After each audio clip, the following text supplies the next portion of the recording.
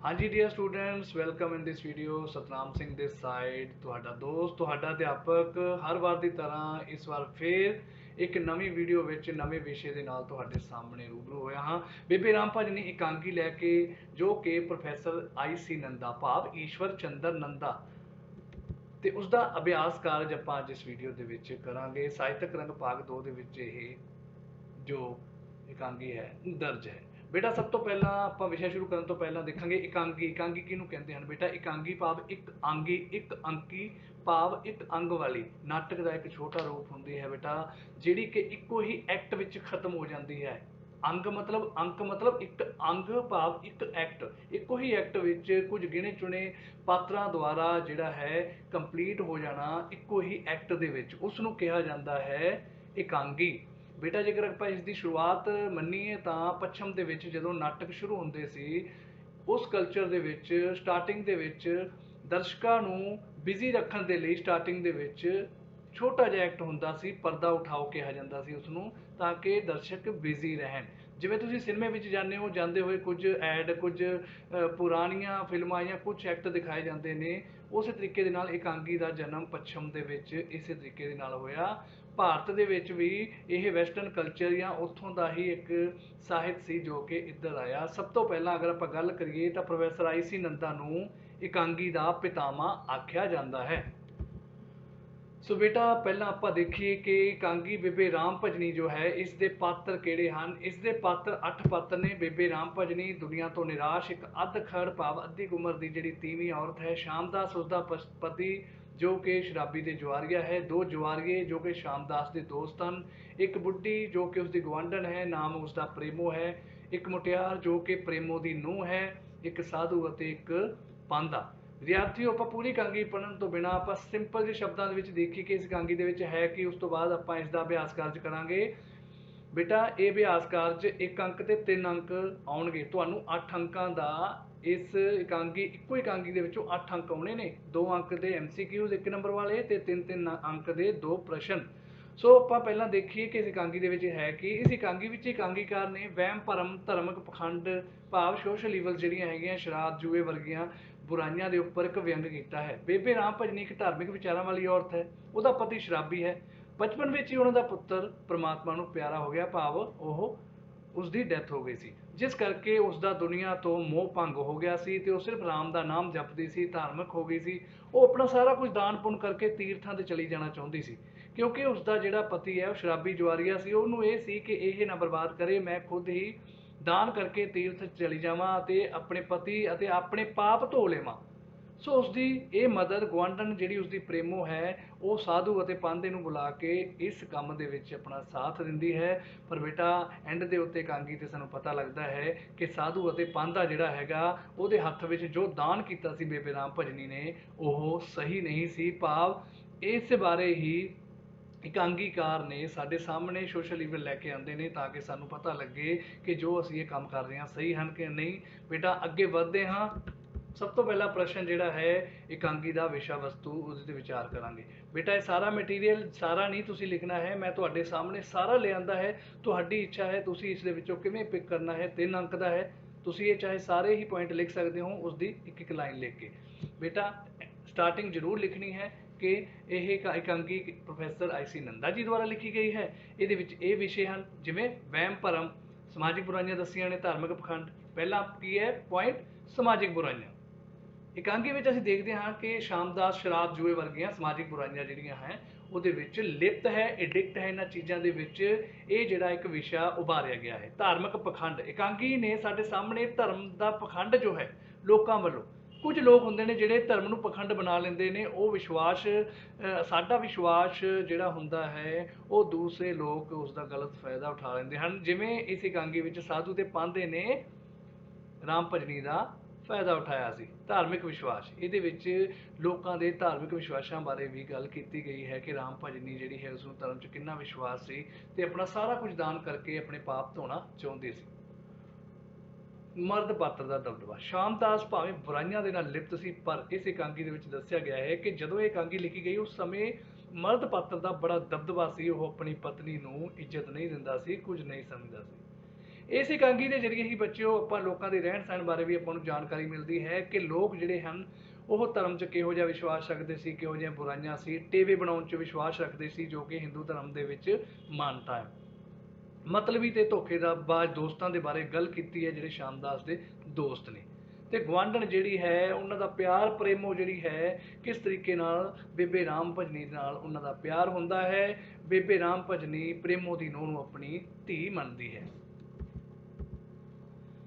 ਅਗਲਾ ਪ੍ਰਸ਼ਨ ਹੈ ਕਿ ਇਸ ਇਕਾਂਗੀ ਦਾ ਉਦੇਸ਼ ਕੀ ਹੈ। ਬੇਟਾ ਸਿੰਪਲ ਸ਼ਬਦਾਂ 'ਚ ਦੱਸਾਂ, ਪ੍ਰੋਫੈਸਰ ਆਈ.ਸੀ. ਨੰਦਾ ਨੇ ਜਿਹੜੀਆਂ ਇਹ ਚੀਜ਼ਾਂ ਨੇ ਦਿਖਾਈਆਂ ਨੇ ਨਾ, ਉਹਨਾਂ ਦਾ ਬੁਰਾਈਆਂ ਜਿਹੜੀਆਂ ਕੁਰੀਤੀਆਂ ਨੇ, ਇਹ ਸਮਾਜ 'ਚ ਜੋ ਬੁਰਾਈਆਂ ਫੈਲੀਆਂ ਹੋਈਆਂ ਨੇ, ਪ੍ਰੋਫੈਸਰ ਆਈ.ਸੀ. ਨੰਦਾ ਇਹਨਾਂ ਬੁਰਾਈਆਂ ਨੂੰ ਦੂਰ ਕਰਨਾ ਚਾਹੁੰਦਾ ਹੈ, ਤਾਂ ਇਕਾਂਗੀ ਲਿਖੀ ਗਈ ਹੈ।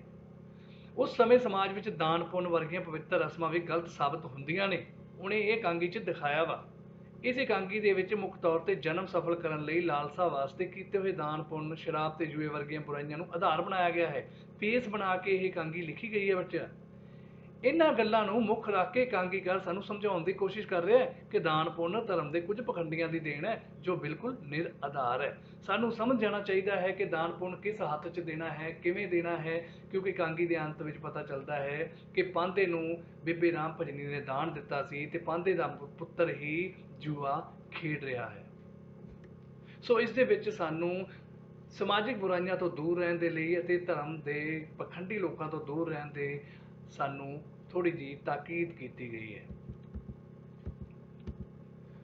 ਬੇਬੇ ਰਾਮ ਭਜਨੀ ਦਾ ਕਰੈਕਟਰ ਸਕੈਚ। ਬੇਟਾ ਪਹਿਲਾਂ ਜ਼ਰੂਰ ਲਿਖਣਾ ਕਿ ਬੇਬੇ ਰਾਮ ਭਜਨੀ ਆਈ.ਸੀ. ਨੰਦਾ ਦੀ ਲਿਖੀ ਇਕਾਂਗੀ ਬੇਬੇ ਰਾਮ ਭਜਨੀ ਦੀ ਮੁੱਖ ਪਾਤਰ ਹੈ। ਉਸਦਾ ਪਤੀ ਸ਼ਰਾਬੀ ਹੈ, ਜੁਆਰੀਆ ਹੈ, ਨਾਮ ਉਸਦਾ ਸ਼ਾਮਦਾਸ ਹੈ। ਉਸਦਾ ਬਚਪਨ 'ਚ ਪਿੱਤਰ ਜਿਹੜਾ ਸੀ ਪਰਮਾਤਮਾ ਨੂੰ ਪਿਆਰਾ ਹੋ ਗਿਆ ਸੀ, ਜਿਸ ਕਰਕੇ ਉਹ ਰਾਮ ਦਾ ਨਾਮ ਜਪਦੀ ਰਹਿੰਦੀ ਸੀ। ਉਹ ਧਾਰਮਿਕ ਵਿਚਾਰਾਂ ਵਾਲੀ ਔਰਤ ਸੀ, ਹਮੇਸ਼ਾ ਘਰ ਦੇ ਵਿੱਚ ਪੂਜਾ ਪਾਠ ਕਰਦੀ ਰਹਿੰਦੀ ਸੀ, ਕਮਰਾ ਅਲੱਗ ਬਣਾਇਆ ਸੀ ਪੂਜਾ ਪਾਠ ਦਾ, ਅਤੇ ਰਾਮ ਦਾ ਨਾਮ ਜਪਦੀ ਰਹਿੰਦੀ ਸੀ। ਬੇਬੇ ਰਾਮ ਭਜਨੀ ਕਿਹਦਾ ਨਾਮ ਜਪਦੀ ਸੀ? ਸਿੰਪਲ ਸ਼ਬਦ ਹੈ, ਉਹਦੇ ਨਾਮ ਦੇ ਵਿੱਚ ਹੀ ਹੈ ਰਾਮ। ਬੇਬੇ ਰਾਮ ਭਜਨੀ ਰਾਮ ਦਾ ਨਾਮ ਜਪਦੀ ਸੀ। ਉਹ ਦੂਜਿਆਂ ਨੂੰ ਪ੍ਰੇਰਿਤ ਕਰਦੀ ਰਹਿੰਦੀ ਸੀ ਕਿ ਪਰਮਾਤਮਾ ਦਾ ਨਾਮ ਜਪਦੇ ਰਹੋ। ਬੜੀ ਭੋਲੇ ਸੁਭਾਅ ਵਾਲੀ ਸੀ। ਉਸਦੇ ਭੋਲੇ ਸੁਭਾਅ ਦਾ ਫਾਇਦਾ ਸਾਧੂ ਤੇ ਪਾਂਧੇ ਵਰਗੇ ਲੋਕ ਉਠਾ ਲੈਂਦੇ ਨੇ। ਉਹ ਦਾਨ ਪੁੰਨ ਵਿੱਚ ਵਿਸ਼ਵਾਸ ਕਰਦੀ ਹੈ। ਉਹ ਦੁਨੀਆ ਤੋਂ ਨਿਰਾਸ਼ ਹੈ, ਕਿਉਂਕਿ ਉਸਦਾ ਜਿਹੜਾ ਬੱਚਾ ਹੈ, ਪੁੱਤਰ ਹੈ, ਉਹ ਬਚਪਨ ਵਿੱਚ ਹੀ ਪਰਮਾਤਮਾ ਨੂੰ ਪਿਆਰਾ ਹੋ ਗਿਆ ਸੀ। ਉਹ ਮੈਟੀਰੀਅਲਿਸਟਿਕ ਚੀਜ਼ਾਂ ਤੋਂ ਬਿਲਕੁਲ ਦੂਰ ਹੋ ਗਈ ਸੀ, ਪਦਾਰਥਵਾਦੀ ਚੀਜ਼ਾਂ ਤੋਂ ਦੂਰ ਹੋ ਗਈ ਸੀ। ਉਹ ਆਪਣੀ ਗੁਆਂਢਣ ਜਿਹੜੀ ਪ੍ਰੇਮੋ ਆ, ਉਹਦੀ ਧੀ ਨੂੰ ਉਹ ਆਪਣੀ ਨੂੰਹ ਸਮਝ, ਜਿਹੜੀ ਉਹਦੀ ਨੂੰਹ ਸੀ, ਮਾਫ ਕਰਨਾ, ਉਸਦੀ ਨੂੰਹ ਨੂੰ ਧੀ ਸਮਝਦੀ ਸੀ ਤੇ ਉਹਦੇ ਵਾਸਤੇ ਰੇਸ਼ਮੀ ਕੁੜਤੇ ਵੀ ਰੱਖਦੀ ਹੈ। ਜਿਸ ਕਰਕੇ ਆਪਾਂ ਕਹਿ ਸਕਦੇ ਹਾਂ ਕਿ ਐਂਡ ਵਿੱਚ ਕਿ ਉਹ ਧਾਰਮਿਕ ਵਿਚਾਰਾਂ ਵਾਲੀ, ਗੁਆਂਢਣ ਦੀ ਧੀ ਨੂੰ, ਨੂੰਹ ਨੂੰ ਧੀ ਸਮਝਣ ਵਾਲੀ, ਭੋਲੇ ਸੁਭਾਅ ਵਾਲੀ, ਦੂਜਿਆਂ ਨੂੰ ਪ੍ਰੇਰਨਾ ਦੇਣ ਵਾਲੀ ਅਤੇ ਆਪਣੇ ਪਤੀ ਤੋਂ ਦੁਖੀ ਔਰਤ ਹੈ। ਇਹਦੇ ਵਿੱਚੋਂ ਜਿੰਨੇ ਅੰਕ ਦਾ 3 ਅੰਕ ਦਾ ਪ੍ਰਸ਼ਨ ਹੈ ਬੇਟਾ, ਤੁਸੀਂ ਜਿਹੜੇ ਇਹ 6 ਤੋਂ 7 ਪੁਆਇੰਟ ਹੈ, ਇਹਨਾਂ ਦੇ ਵਿੱਚੋਂ 3 ਦੀ ਬਜਾਏ ਜ਼ਿਆਦਾ ਪੁਆਇੰਟ ਲਿਖੋ, ਤਾਂ ਕਿ ਜ਼ਿਆਦਾ ਪੁਆਇੰਟਸ ਦਾ ਫਾਇਦਾ ਹੈ, ਘੱਟ ਦਾ ਕੋਈ ਫਾਇਦਾ ਨਹੀਂ ਹੈ। ਨੈਕਸਟ ਪ੍ਰਸ਼ਨ ਹੈ ਬੇਟਾ, ਸ਼ਾਮਦਾਸ ਦਾ ਪਾਤਰ ਚਿੱਤਰਨ। ਸ਼ਾਮਦਾਸ ਇਸ ਇਕਾਂਗੀ ਵਿੱਚ ਮੁੱਖ ਮਰਦ ਪਾਤਰ ਹੈ, ਜੋ ਕਿ ਰਾਮ ਭਜਨੀ ਦਾ ਪਤੀ ਹੈ, ਜੁਆਰੀਆ ਹੈ ਤੇ ਸ਼ਰਾਬੀ ਹੈ। ਉਹ ਸ਼ਰਾਬੀ ਤੇ ਜੁਆਰੀਆ ਹੈ। ਉਹ ਆਪਣਾ ਸ਼ਰਾਬ ਤੇ ਜੂਏ ਦੇ ਵਿੱਚ ਘਰ ਦਾ ਸਾਰਾ ਕੀਮਤੀ ਸਮਾਨ ਬਰਬਾਦ ਕਰ ਰਿਹਾ ਹੈ। ਉਹ ਪਤਨੀ ਤੇ ਰੋਹਬ ਰੱਖਣ ਵਾਲਾ ਹੈ, ਭਾਵੇਂ ਉਹ ਗਲਤੀਆਂ ਦਾ ਬਹੁਤ ਗਲਤੀਆਂ ਕਰਦਾ ਹੈ। ਇਸ ਇਕਾਂਗੀ 'ਚ ਦਿਖਾਇਆ ਗਿਆ ਹੈ ਕਿ ਸ਼ਾਮਦਾਸ ਆਪਣੀ ਪਤਨੀ ਤੇ ਰੋਹਬ ਰੱਖਦਾ ਹੈ, ਉਹ ਔਰਤ ਦਾ ਸਤਿਕਾਰ ਨਹੀਂ ਕਰਦਾ। ਇਸ ਇਕਾਂਗੀ 'ਚ ਸਾਨੂੰ ਭਲੀ ਭਾਂਤੀ ਦਿਖਾਈ ਦੇ ਰਿਹਾ ਹੈ। ਉਹ ਘਰ ਨੂੰ ਜੂਏ ਦਾ ਅੱਡਾ ਬਣਾ ਦਿੰਦਾ ਹੈ। ਜਦੋਂ ਬੇਬੇ ਰਾਮ ਭਜਨੀ ਜੋ ਹੈ ਉਹ ਬਾਹਰ ਜਾਂਦੀ ਹੈ ਤਾਂ ਘਰ ਦੇ ਵਿੱਚ ਉਹ ਜੂਆ ਖੇਡਦਾ ਹੈ, ਸ਼ਰਾਬਾਂ ਪੀਂਦਾ ਹੈ। ਦੋਸਤਾਂ ਦੀਆਂ ਗੱਲਾਂ ਵਿੱਚ ਆ ਕੇ ਉਹ ਆਪਣਾ ਕਾਫੀ ਕੁਝ ਬਰਬਾਦ ਕਰ ਲੈਂਦਾ ਹੈ ਤੇ ਸੋਨੇ ਦੀਆਂ ਚੂੜੀਆਂ ਵੀ ਦਾਅ ਤੇ ਲਾ ਦਿੰਦਾ ਹੈ। ਉਹ ਦਾਨ ਪੁੰਨ ਵਿੱਚ ਵਿਸ਼ਵਾਸ ਨਹੀਂ ਕਰਦਾ। ਸੋ ਅੰਤ 'ਚ ਅਸੀਂ ਕਹਿ ਸਕਦੇ ਹਾਂ ਕਿ ਸ਼ਾਮਦਾਸ ਕੋਈ ਵਧੀਆ ਇਨਸਾਨ ਨਹੀਂ ਸੀ। ਉਹ ਨਾ ਪਤੀ, ਨਾ ਪਿਤਾ, ਨਾ ਗੁਆਂਢੀ, ਨਾ ਹੀ ਦੋਸਤ ਦਾ ਫਰਜ਼ ਅੱਛਾ ਨਿਭਾ ਰਿਹਾ ਸੀ। ਉਸਨੂੰ ਸਿਰਫ ਆਪਣੇ ਅਤੇ ਆਪਣੀ ਜ਼ਿੰਦਗੀ ਤੋਂ ਇਲਾਵਾ ਕਿਸੇ ਨਾਲ ਪਿਆਰ ਨਹੀਂ ਸੀ।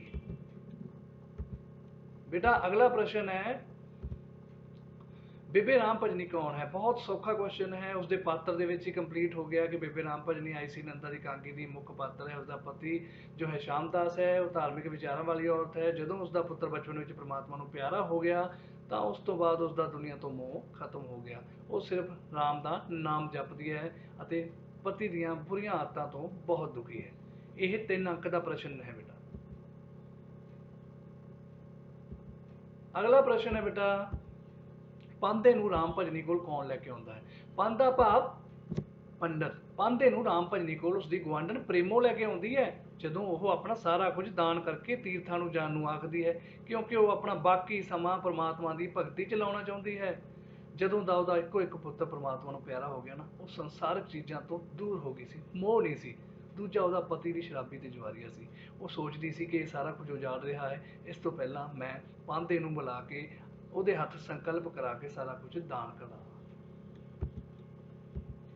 ਰਾਮ ਭਜਨੀ ਨੂੰ ਦੁਸ਼ਾਲਾ ਦਾਨ ਕਰਨ ਨੂੰ ਕੌਣ ਆਖਦਾ ਹੈ? ਸੋ ਰਾਮ ਭਜਨੀ ਨੂੰ ਦੁਸ਼ਾਲਾ ਦਾਨ ਕਰਨ ਲਈ ਉਹਦੇ ਘਰ ਆਇਆ ਸਾਧੂ ਆਖਦਾ ਹੈ। ਸਾਧੂ ਨੂੰ ਭੇਜਣ ਲਈ ਉਸਨੇ ਆਪਣੀ ਗੁਆਂਢਣ ਭਾਵ ਪ੍ਰੇਮੋ ਨੂੰ ਹੀ ਕਿਹਾ ਸੀ। ਜਦੋਂ ਪਾਂਧੇ ਨੂੰ ਬੁਲਾਉਣ ਜਾ ਰਹੀ ਸੀ ਨਾ, ਰਾਸਤੇ 'ਚ ਸਾਧੂ ਮਿਲਦਾ ਤੇ ਉਹ ਰਾਮ ਭਜਨੀ ਦੇ ਘਰ ਭੇਜ ਦਿੰਦਾ ਹੈ।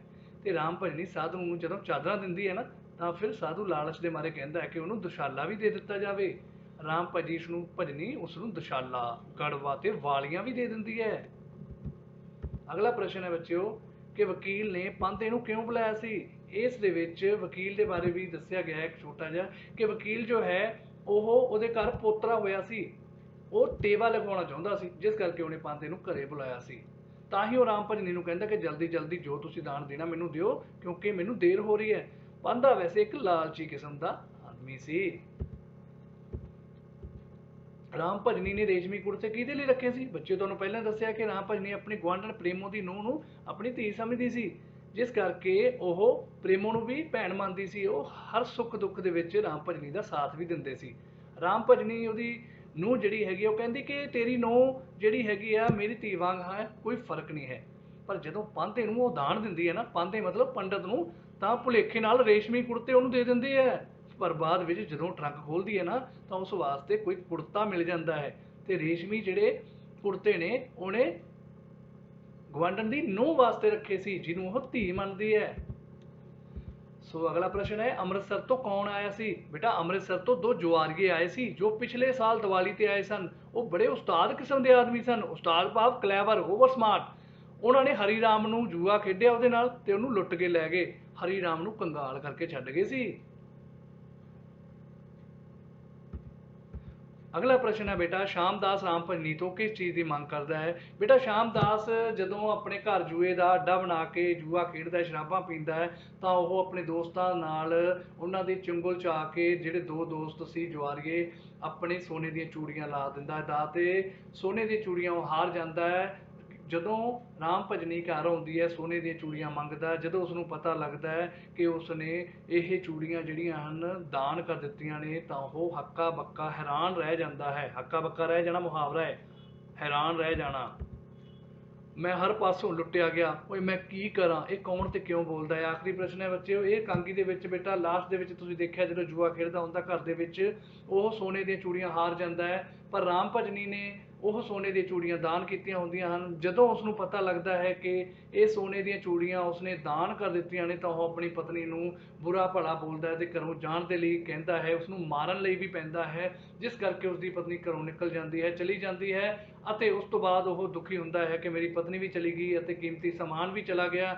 ਉਹ ਉਸ ਤੋਂ ਬਾਅਦ ਦੁਖੀ ਹੋ ਕੇ ਬੋਲਦਾ ਹੈ, ਉਹ ਲੋਕੋ ਮੈਂ ਕੀ ਕਰਾਂ, ਮੈਂ ਹਰ ਪਾਸੋਂ ਲੁੱਟਿਆ ਗਿਆ, ਮੈਂ ਹੁਣ ਕੀ ਕਰਾਂ। ਇਸ ਤੋਂ ਬਾਅਦ ਉਹ ਰਾਮ ਰਾਮ ਕਰਦਾ ਹੋਇਆ ਉਹ ਵੀ ਘਰ ਵਿੱਚੋਂ ਬਾਹਰ ਨਿਕਲ ਜਾਂਦਾ ਹੈ। ਸੋ ਇਹ ਸ਼ਬਦ ਸ਼ਾਮਦਾਸ ਆਖਦਾ ਹੈ। ਸੋ ਬੇਟਾ, ਮੈਨੂੰ ਉਮੀਦ ਹੈ ਤੁਸੀਂ ਇਹ 1 ਅੰਕ ਅਤੇ 3 ਅੰਕ ਵਾਲੇ ਪ੍ਰਸ਼ਨਾਂ ਦੇ ਵਿੱਚੋਂ ਪੂਰਾ ਲਾਹਾ ਲਓਗੇ। 8 ਅੰਕ ਤੁਹਾਡੇ ਇੱਕੋ ਹੀ ਇਕਾਂਗੀ ਦੇ ਵਿੱਚੋਂ ਆਉਣਗੇ। ਬੇਟਾ, ਬਹੁਤ ਹੀ ਫਾਇਦਾ ਹੈ ਤੁਹਾਨੂੰ, ਇੱਕੋ ਹੀ ਇਕਾਂਗੀ ਦੇ ਵਿੱਚੋਂ 8 ਅੰਕ, 3-3 ਅੰਕ ਵਾਲੇ 2 ਪ੍ਰਸ਼ਨ ਤੇ 2-2 ਅੰਕ ਵਾਲੇ ਤੁਹਾਨੂੰ 2 ਪ੍ਰਸ਼ਨ ਆਉਣਗੇ। ਸੋ ਮੈਂ ਤੁਹਾਨੂੰ ਇਹ ਸੁਜੈਸਟ ਕਰੂੰਗਾ ਕਿ ਤੁਸੀਂ ਇਹ ਇਕਾਂਗੀ ਨੂੰ ਚੰਗੇ ਤਰੀਕੇ ਦੇ ਨਾਲ ਸੁਣੋ, ਇਸ ਵੀਡੀਓ ਨੂੰ ਵਾਰ-ਵਾਰ ਦੇਖੋ, ਸਬਸਕ੍ਰਾਈਬ ਜ਼ਰੂਰ ਕਰੋ, ਲਾਈਕ ਕਰੋ, ਸ਼ੇਅਰ ਕਰੋ ਆਪਣੇ ਦੋਸਤਾਂ ਮਿੱਤਰਾਂ ਦੇ ਨਾਲ, ਤਾਂ ਕਿ ਤੁਹਾਨੂੰ ਇਸ ਵੀਡੀਓ ਤੋਂ पूरी इकांगी का फायदा मिल सके। और बेटा, हमेशा खुश रहो, अपने चेहरे पर मुस्कुराहट रखो और लोड़वंद की मदद करो। बजुर्गों के कोल 10-15 मिनट जरूर बैठा करो और भुखे का ढिड भरना कदे ना भुलना। खुश रहो, गॉड ब्लैस। मिलते हैं नैक्सट वीडियो च, तद तक गॉड ब्लैस।